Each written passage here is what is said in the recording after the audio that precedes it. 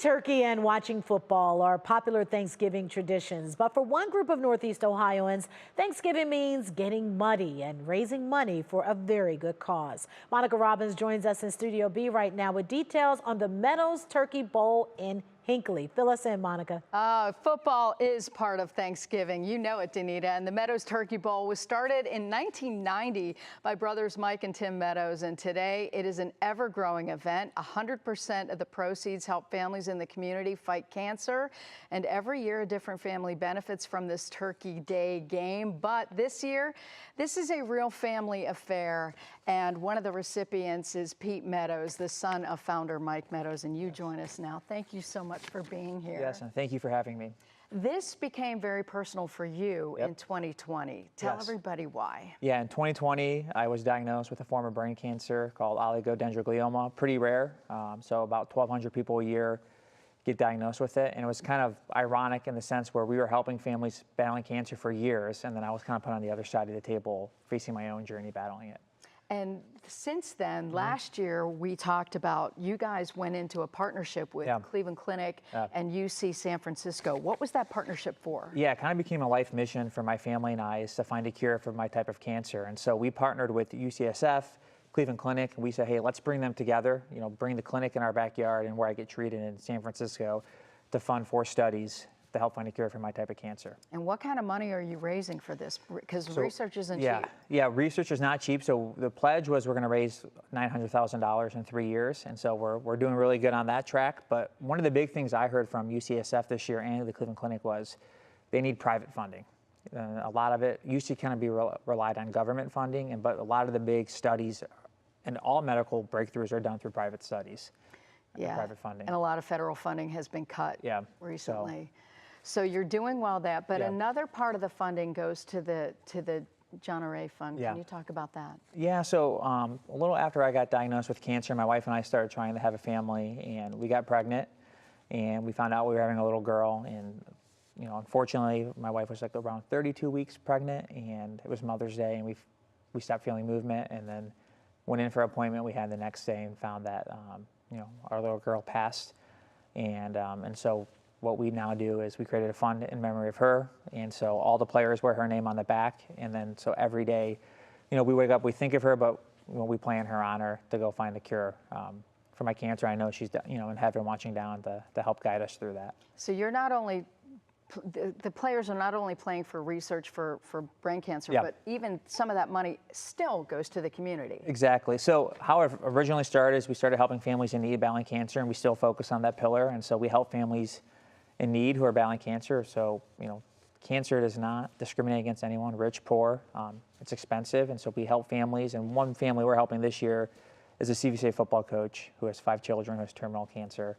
I think he was given like 30 months to live and no further treatment. So we're helping him out this year. So talk about how you raise the money. What do these players have to do to get in this game? It's a little aggressive. You know, our theme this year is unapologetically relentless. So we're door knockers. We will follow up. We asked each player to raise about $3,000, and so we reach out to family and friends, and we go out there and raise money. So a lot of cool packages. So if you go to meadowsturkeybowl.com, you'll see golf packages, dinner to Hyde Park, Fox Meadows, Signature Solon, and Weymouth Country Club. So every time you donate, you get something back in return. So, but $3,000, that's like the minimum. That's not what you're getting, right? That's not the minimum. That is the minimum, but the average player is typically raising close to like about $6,000. So sometimes we get some big donors to come in to increase that, but it's pretty special. There's always a magic, especially this time of the week where we're days away, where someone kind of steps up, makes a big donation to help us get to our number. So talk to me about this game. What does it mean? This is an amazing day. Yeah, it's an amazing day. A lot of it is, it's the past month, 2 months, you know, we're working really hard to hit that number, to raise our money, and then when we wake up in the morning, it's kind of celebration. We celebrate life. We celebrate playing football with each other, going out there and playing on a field, because a lot of times, you know, with my battle, you kind of take that for granted a little bit, just waking up in the morning and just going out there and playing football with your family and friends watching.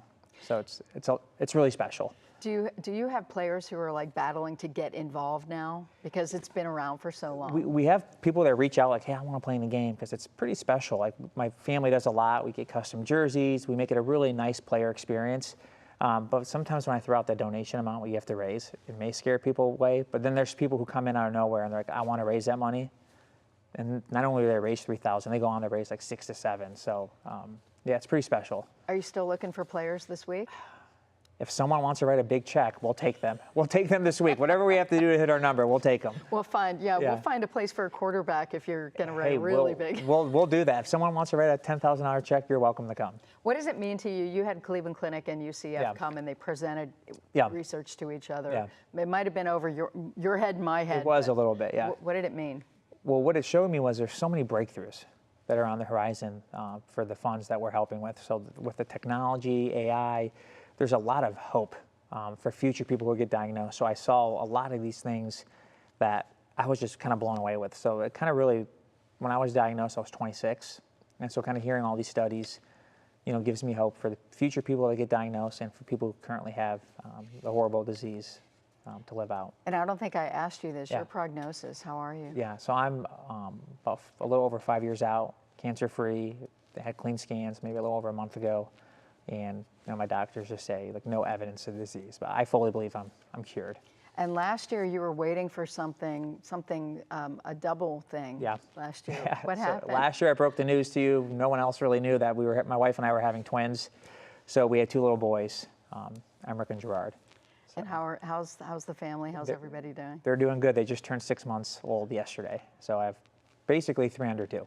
And so they will be in their own jerseys, I'm sure. They will be there. Sidelines. I told my wife, you're not allowed to go inside. You're staying outside the entire time. So. It might snow. According to Matt Wentz, it might be snowing. Seriously? Yeah. Oh, no. They're still staying outside. They're still staying outside.